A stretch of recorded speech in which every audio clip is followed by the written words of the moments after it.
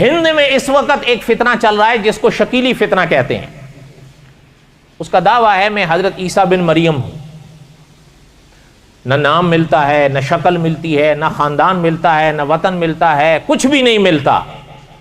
لے دعویٰ ہے. اچھا آپ ہندوستان کے علماء سے رابطہ کر لیں، ہزاروں لوگ اس کے پیچھے ہوتے جا رہے ہیں. دارالعلوم دیوبند سے ایک کتاب چھپی ہے، اس میں اس کے ماننے والے کا ایک کا بیان انہوں نے چھاپا ہے کہ مسلمان نے اس کے ماننے والوں سے کہا کہ بھائی اس کے اندر تو کوئی نشانی محترم کی ہے ہی نہیں، تم اس کو کیسے حضرت عیسیٰ مان رہے ہو؟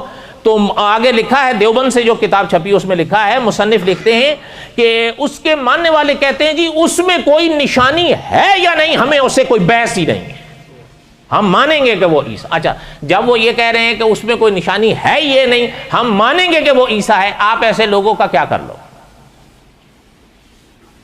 ہند کی ہی ایک بڑی پرانی کہاوت ہے، لاتوں کے بھوت باتوں سے کبھی نہیں مانتے. لیکن کریں کیا کہ اب اسلامی حکومتیں ہیں نہیں، اس لیے یہ فتنے پھیلے. گزشتہ جمعہ یا اس سے پہلے میں یاد نہیں، میں نے عرض بھی کیا تھا، ظاہر اتنا ان کا خوفناک سامنے آ جاتا ہے بسا اوقات، شلوار پہنی ہوئی ہیں، قمیض پہنی ہوئی ہیں، داڑھی رکھی ہوئی ہے، ٹوپیاں رکھی ہوئی ہیں، آپ تو سوچ بھی نہیں سکیں گے کہ یہ شکیلی ہے. نماز وہ آپ کی طرح پڑھتے ہیں، جس وقت وہ ذکر اذکار کریں تو ممکن ہے آپ کو رشک آ جائے کہ یار بڑا عابد ہے، لیکن بات جب وہ کرے گا نا تب پتہ چلے گا کہ یہ شکیلیہ ہے.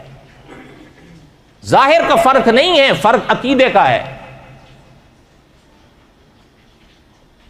اللہم انی اعوذ بک من فتنۃ المسیح الدجال، یہ حضور کی دعا تھی، اس کو ہر نماز کے بعد پڑھا کرو، اللہ تعالیٰ ان فتنوں سے محفوظ رکھے.